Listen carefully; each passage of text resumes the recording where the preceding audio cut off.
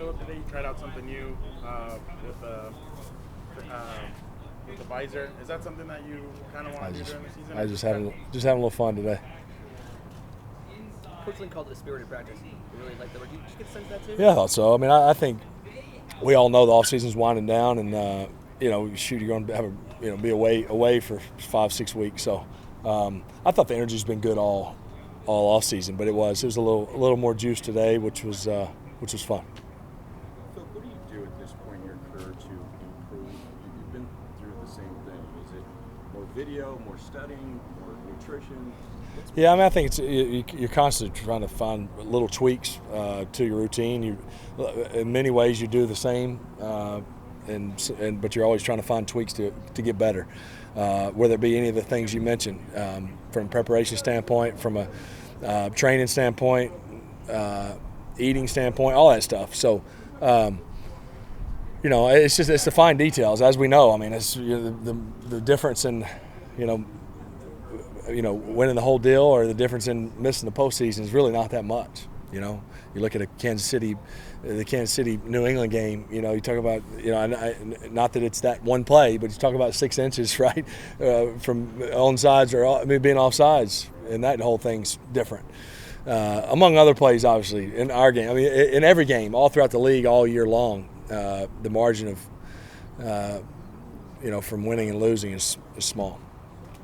Philip, coach said that he might ask some of the veteran players to maybe not dial it back a little bit, take some reps off. Are you open to that idea for before the season, during training camp and all that? Yeah, I mean, I think it's I think as a competitor, as someone who enjoys practice, it's always hard. You almost need them to protect you from yourself, in those situations. So I think it can be positive. I think you got to find that just right recipe that is enough to be ready and prepared to go have a great season, but also to be fresh and to be smart. I mean, this will be, a lot. You mentioned other veteran players, but it'll be my 16th season, so I think it is smart, to not rip it and throw it every single day, all training camp long. I think it makes sense to do that, and then he mentioned it collectively as a group. Maybe having a little different approach in the preseason. I mean, ultimately, you want to have your guys healthy, and the whole team healthy come first game against the Colts. I mean, that's the goal. And how can we do that and get ourselves as prepared as possible? And I'm sure that'll be coach's plan. How do you balance that, getting ready for playing a regular season, 16 games, the way you normally have in the past, getting to the point where you feel comfortable with that versus managing your reps or pitch count and that kind of thing? Yeah, I think there's a way. I think you probably we will have a plan as you get started in camp, and then I think you kind of go how you feel, how we're looking, how it's going. I think it can be tweaked as you go through camp, through preseason, even through the season, as far as Wednesday, Thursday, Friday practices. I mean, even last year, I probably didn't throw as many balls during the week, during the regular season, as maybe I did in years past. So I think those things, what can you do to give yourself a chance to have a heck of a year collectively and also individually, be as good as you can be down the stretch. How did you feel at the end of last year? Yeah, I felt pretty good. I mean, I felt pretty good. I think, I didn't play as well as a whole. I had some good stretches, and found a way to win a playoff game in Baltimore, and we had some big wins late, but, maybe didn't have some of my better games down the stretch. I felt good, but so, again, you're always looking for things, ways you can improve, and maybe were you as fresh as you could have been if we'd have tweaked a few things? I don't know. So I think those are all things you kind of, again, from the weightlifting routine, and working out late in the year as you get, there's so much film study, you can make sure you can't neglect any of that as well. So I think it's finding that, again, you say, well, don't you have it figured out by now? But I think it's year to year. I think everybody's always trying to find what is the just the right routine, and that allows you to give yourself and your team the best chance to go win. Phil, would you be comfortable going into the regular season if you didn't take a snap in the preseason game, or would you like to get at least a series? I think I'd be all right. I think the fact that we're going to practice against some other teams, that was about as live as it gets, but you get to wear a red jersey, you know. So I think by doing that, you know, if we didn't practice against anybody, I'd say, gosh, that'd probably be nice to get in some real game action. But to me, you're getting some real game action when you're going against, you know, two different teams and you're getting 7-on-7 reps. You're getting all kind of reps. So you're getting more reps in those two practices than you'd ever get action in a game. I think I throw like 6 or 8 passes last year in the preseason. So there is something about feeling again, but I don't think it's necessary at this point. But again, I don't know what the plan is yet. But if that were to be the plan, I'd be fine with it. With the baseball pitcher, there's a pitch count and all that stuff. With a quarterback, is that a real concern? I mean, does your arm get tired during that, or does that not equate to it? I don't think so. It's just totally different. I mean, you know, the number of throws that you make. I mean, I just don't feel like it's the same. You're not exerting as hard as you can throw it very often, if ever. You know, a couple times a day maybe, or you're throwing a ball as far as you can throw it, if that. I mean, you may not even be doing that at all. So I don't think so, but I do think that you can. I mean, you know, there have been training camps in my career where I've gone, man, my arm's getting tired. You know, those were more in the days where you really practiced twice, you know, back-to-back days where you're actually going back out and practicing again. So I haven't really had that feeling in a long time, but I do think you can wear yourself out by throwing too much. And I don't think it's just the arm. You know, there's a lot involved in throwing it, especially the way I throw it. So, you know, I think you do have to, you know, make sure you don't overdo it. A lot of national publications are picking you guys to be kind of the team, or one of the teams to be in the AFC and potential Super Bowl contenders. How do you manage those expectations a relatively young roster? Yeah, well, I think last year was good for us. I think, and for the most part, again, we've made some tweaks, but for the most part, most guys have experienced the last 2 seasons, have experienced the 0-4 start, battling back and just missing it, and then last year, you know, having a heck of a run and winning a playoff game and feeling that again and going and getting smacked around pretty good in New England and seeing them win it all. So I think we've gained some valuable experience. And I would say, I mean, I think we have some of those same expectations. So it's not like, oh man, now they're picking us, they think we're pretty good. It's we feel that way about ourselves, but yet we know how hard it is. I think because of our, you know, experiences the last 2 years, and some of us many years more than that, we know how hard it is to win. We know how some of those games we've won the past few years could have gone the other way, and we've been on both sides. So I think through our experience, I think we will be able to manage those expectations. I don't think that those will have any effect on us. I think it's really how you want it, right? What I'm saying, you hope you get to a point to where, you know, the expectation on the outside is similar to what it is on the inside. Not that it affects it, right? I mean, even if nobody thinks we're very good, it only matters what you think in there. But I think that's how you want it, you know. You know, when the schedule comes out and there's more, you know, those national primetime games. I mean, that's really, I think. I don't really care. I don't really care anymore at this point. But I think you ask these young guys, that's what you want. That's what we all grew up watching. They all grew up watching. So it makes you, you know, you enjoy that kind of a little more hype and a little more being in the news a little bit. What's it going to take to fulfill those expectations? I mean, it's a long ride. I mean, it's a long run to get there. I think we know how tough our division is. Obviously, you know, Kansas City, you know, being a 1 seed. So last year, and we haven't won a division in a long time, as we all know. So it's going to be a heck of a road. I think we have the capabilities of getting that done.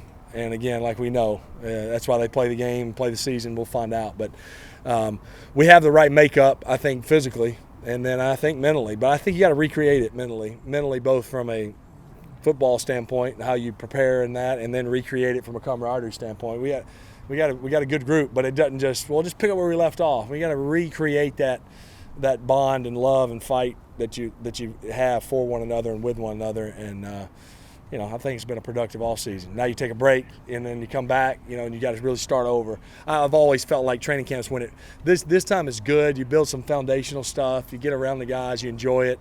But when you come back on the 25th of July, that's when it really starts.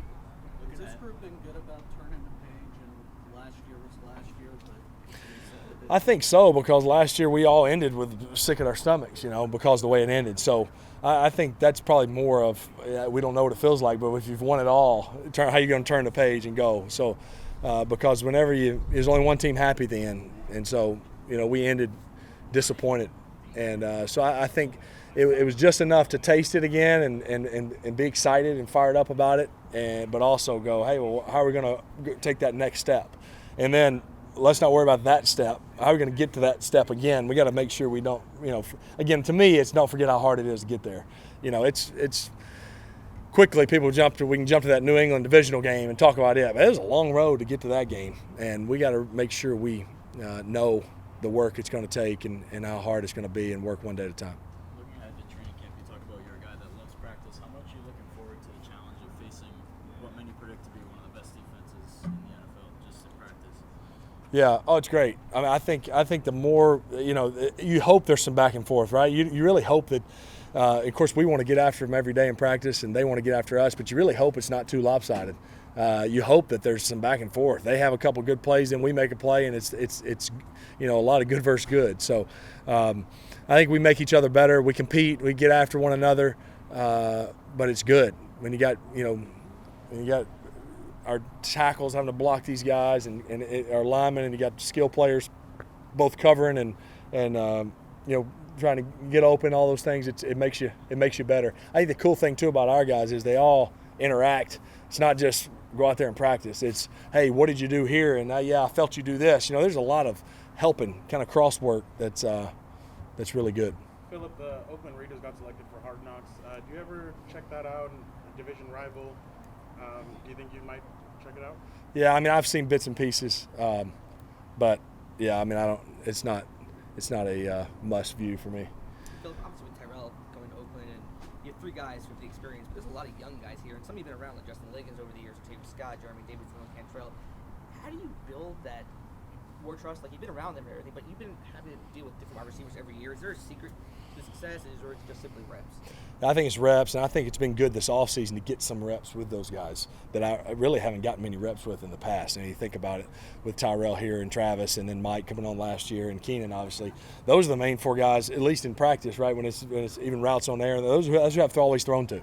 And then this offseason, Jeremy's been in there with us quite a bit. Artavis has been in there with us quite a bit. I mean, you've seen, Andre and Justice and Dylan make some plays. They've all been kind of sprinkled in. And so that's been good for me. And I think because to me as a quarterback, it's not just going out there and throwing a route with no defense. I mean, I feel like that shouldn't take you very long to be able to handle that. It's the trust-building game-type plays that things happen with a coverage and you make a play that really can accelerate that relationship. And so those guys are all working hard. So obviously Tyrell was a heck of a player for us, and pulling for him to do good things up there in Oakland. But it's going to be a challenge to kind of see who's going to fill his shoes and go. And obviously with Travis and Mike and Keenan, you know what the expectation is from those guys. And then after that, we're going to see what happens. Is that exciting for you? Like, you get all these guys, you just want to see who's going to rise to the occasion. Yeah, I mean, I think you'd love to see him compete and see kind of how it shakes out. I mean, I think you pull for all of them. You're pulling for all of them. You're pulling for us, and so it'll be fun to see that competition throughout training camp and how those guys continue. And that's a close room too. They all pull for one another, and it's a neat dynamic. It's one that's probably it's hard to explain and understand. Right? You got guys fighting for a couple spots, but yet they all pull for one another. So it's pretty cool to see. Last question. What are your thoughts on Melvin Gordon's progress from his rookie season to where he's at now? How much has his work played a part in his development? Yeah, it's been cool. It's been fun. I think he and Keenan and those guys, it's been fun to see them, actually see them as rookies and see how they operate, and then see how their career and see it take off and become what the players they are, And so I never like to say his work ethic is in a way that makes it sound like he didn't have one before, because I don't think that it was bad before. But I think you do learn how to be a pro and the right way to go about it, and I do think that's played a big part for him. I think just figuring kind of out how am I going to – he's always been a guy that loves to train and work and do all that, but how do I do that? How do I study? How do I study tape? How do I – all those things, he's gotten better and better. And like I said, I really think when it really took a jump for him was the unfortunate injury to Danny that year. I just thought that was a whole nother deal for him. He went from – okay, I don't really have to worry about protections. I'm going to sit in here in these meetings. I'm going to listen, but I know Danny's going to be in there when it's all the blitzes and all that stuff. And then all of a sudden it was, oh, you got to do it. And so I think that really put a demand on him and stretched him. I think it stretched him and probably made him very uncomfortable.